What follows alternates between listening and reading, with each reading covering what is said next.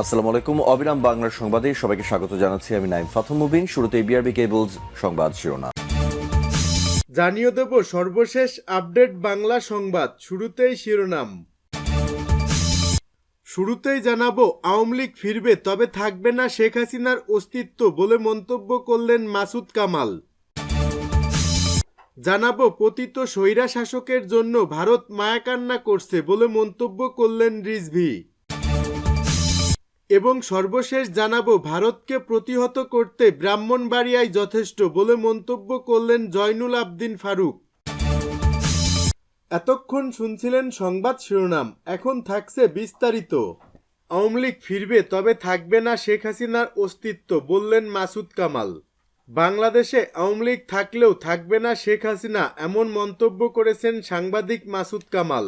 তিনি বলেন, বাংলাদেশে একদিন আওয়ামী লীগ আবার আসবে, তবে শেখ হাসিনা একটি অপ্রাসঙ্গিক বিষয়। আওয়ামী লীগ কোনো এক পুরুষের দল নয়, একটি বড় দল আওয়ামী লীগ।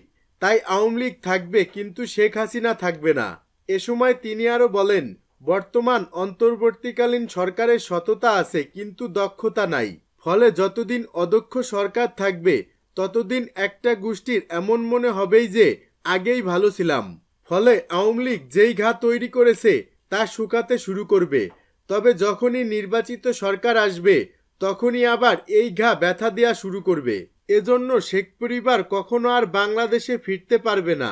আওয়ামী লীগের সমর্থক থাকবে, এখনো আছে। শেখ হাসিনা যেভাবে দেশের টাকা পাচার করে লুট করেছে, শিক্ষা প্রতিষ্ঠান ধ্বংস করেছে, তাতে তার আর ফেরার কোনো সম্ভাবনা নেই। পতিত স্বৈরা শাসকের জন্য ভারত মায়াকান্না করছে বলে মন্তব্য করলেন রিজভী।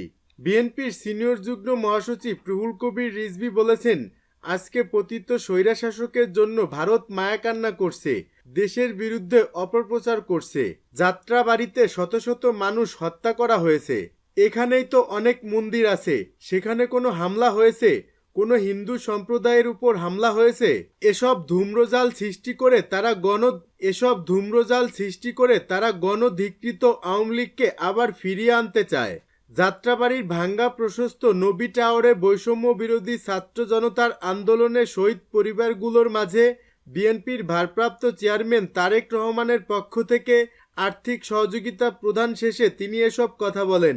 রুহুল কবির রিজভী বলেন, আমরা এমন একটি দেশে বাস করছি, যেখানে বাস করতে হলে পার্শ্ববর্তী দেশের অনুমতি নিয়ে বাস করতে হবে এবং তারা যাকে ক্ষমতায় আনতে চায় তাকেই মানতে হবে। ওই সরকার যেভাবে এদেশ চালাবে সেভাবেই চলতে হবে। তাহলে পাক যুদ্ধ কেন হয়েছিল? পাকিস্তান ও তাদের মধ্যে কোনো পার্থক্য দেখছি না। তিনি আরও বলেন, এই যাত্রাবাড়িতে অসংখ্য মা তার সন্তান হারিয়েছে, স্ত্রী বিধবা হয়েছে, সন্তান এতিম হয়েছে। 4 আগস্ট আমিও রিমান্ডে ছিলাম, তখন শুনলাম গণতন্ত্রের দাবিতে যাত্রাবাড়ি জ্বলছে। এখানে মাসুম বাচ্চারাও ঘরে বসে থাকেনি, তারা তো রাজনীতি বুঝে না। শুধুমাত্র শেখ হাসিনার বিরুদ্ধে স্লোগান দেওয়ার জন্য অপরাধে এই মাসুম বাচ্চাদেরও গুলি করে হত্যা করা হয়েছে। এই আত্মত্যাগ পৃথিবীতে খুবই বিরল। এই যাত্রাবাড়িতে ঘরে ঘরে জাতীয়বাদী শক্তি। এই শক্তি সকল অত্যাচার অবিচারের ভেদকে বের হতে সক্ষম।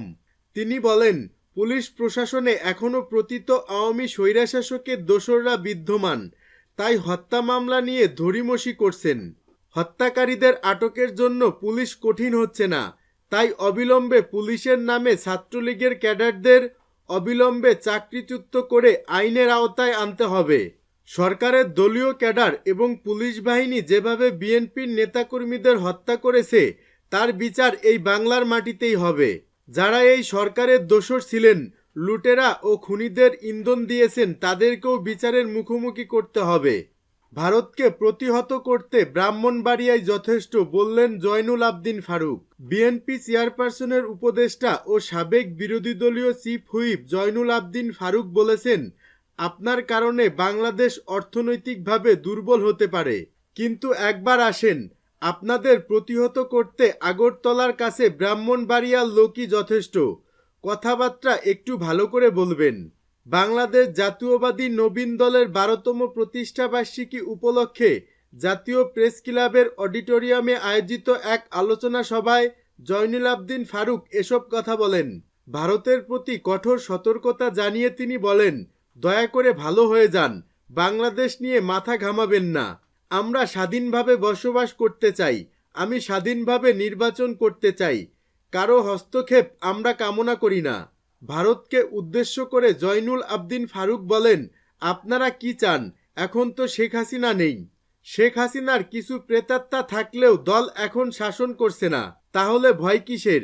গতকালকে যুবদল, ছাত্রদল ও স্বেচ্ছাসেবক দল ঢাকা থেকে আগরতলা অভিমুখে লং মার্চ করেছে। সেই আগরতলার সহকারী হাই কমিশনারে হামলা করেছে, জাতীয় পতাকাকে ছিঁড়ে ফেলেছে।